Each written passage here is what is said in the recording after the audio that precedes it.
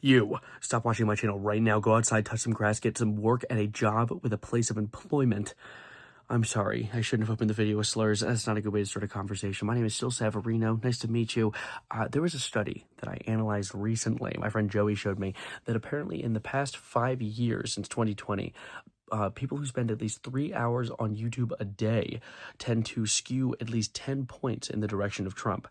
Now, what are points? I don't know. Can you buy doors in Call of Duty Zombies with them? I also can't answer that question. However, that sounds bad.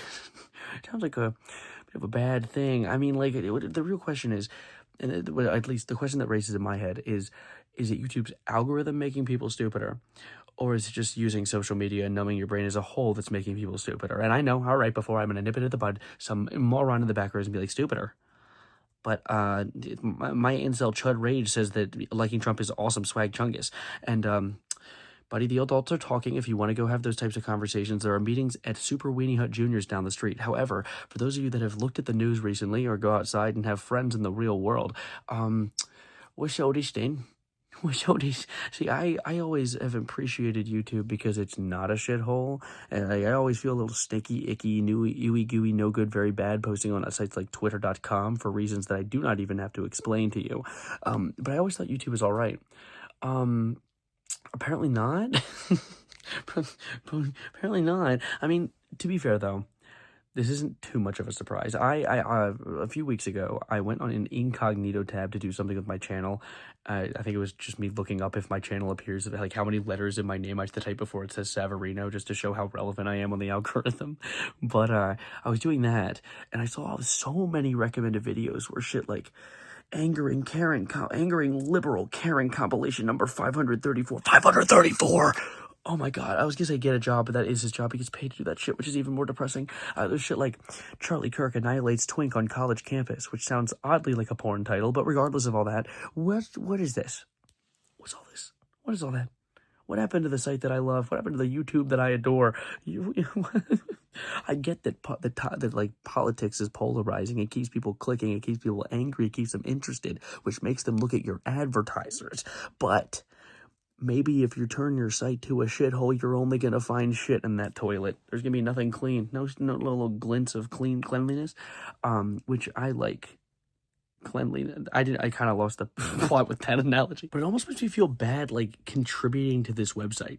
You know? Like, being a part of it. Like, I guess if you were to look at it like a glass half full sort of a situation, I guess I'm kind of like sprinkling in little nuggets of gold on a pile of feces.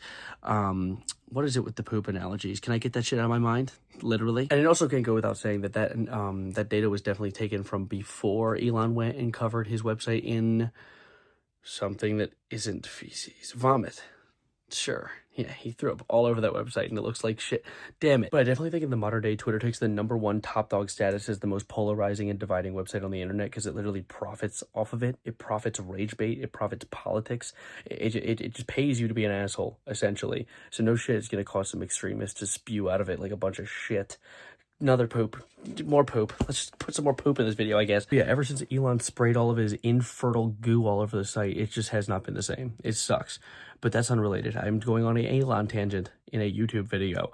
Well, no, a video about YouTube, on YouTube. So yeah, it's a YouTube video. Yeah, I got it right the first time. And I've seen this ever-growing culture, especially around people in my own generation. I mean, hell, I know people in real life who have said this before with like, well, at least he's getting his bag. You know what I'm saying? At least he's getting his racks. He's making money while he does it. No, bitch. Sorry, I didn't mean to call you a bitch. You're not a bitch. But the bitches are the ones who will be profiting off of the suffering of others, even if indirectly. It doesn't make it okay. Like, bitch, I'm diabetic. I know shit's expensive. Life's expensive. I get it. However, I'd rather be caught pantsless in a Walmart at the most active hours of the day than being caught dead trying to make videos for the bands that profit off of platforming a culture that congratulates hate speech. It's for the grift. Yeah, grift this dirt into your crap. Like, I was literally just thinking about today how irritating it is that most of my content recently has all been centered around politics. Like, it irritates me, and I know it irritates some of you because I've heard you talk about how much it irritates you. But to me, it's important content to cover. And also, lo and behold, when you make content like it, YouTube likes to push it, which, make you think a little bit. Maybe it's because YouTube is just as bad as Twitter. But since YouTube doesn't have the mask of being run by the world's most divorced man, it doesn't appear that way on surface level. But then if you go on an incognito tab, or if you're fresh to the website, you see shit like Charlie Kirk all over the place, which is a real pain in my neck. Which then brings us to point number 2, which is social media as a whole just making us dumber? Yes. Let's just nip that at the bud. Correct. No, yeah, definitely. Absolutely. I mean, let's be real. It's like horse tranquilizer for your neurological controls. Like, you're just... That's me. That's me scrolling through something. I'm scrolling through real... like, there's not a thought going through my head. And luckily, since I don't have to think, my brain isn't being used. And thus, as your brain is a muscle that you need to work out and maintain, it's getting weaker. I definitely think that a lot of my creativity has gone down since I've begun scrolling Instagram and the Reels, which is the same thing. So I didn't need the and the in the middle, but also TikTok and YouTube Shorts. Fuck YouTube Shorts. I hate YouTube Shorts. I'm going to say it right now. YouTube's going to mute my video on the entire algorithm because I said that, but also YouTube, you suck for adding YouTube Shorts. YouTube Shorts is the worst thing the site has ever added. Ever. I would actually say that YouTube Shorts is worse than removing the dislike button. I don't even think that's a hot take. That actually might be a room temperature take at maximum. And it sucks too because, like, we don't want people to regulate these apps for us. Like, we want to be able to make our own decisions. But these apps are so good at manipulating you. There was a study done one time that TikTok has this habit of what it does is they'll give you a video you really like something that's like, oh yeah, that's a zinger. I really mess with that. And then they'll give you a few videos that you, I don't know if I really mess with that one, and it'll keep you waiting and wanting to hit that goal, to gamble. It's like slots. It's a literal psychological slot machine where they will hijack your dopamine control. Because dopamine, people don't really understand what dopamine is. Dopamine isn't a like a hormone that releases when something good happens. Dopamine is that hormone that releases when you await that you know something good is going to happen. In fact, there was a study done one time where chimpanzees, they had to flick a switch, and every time they flicked the switch, they got a treat.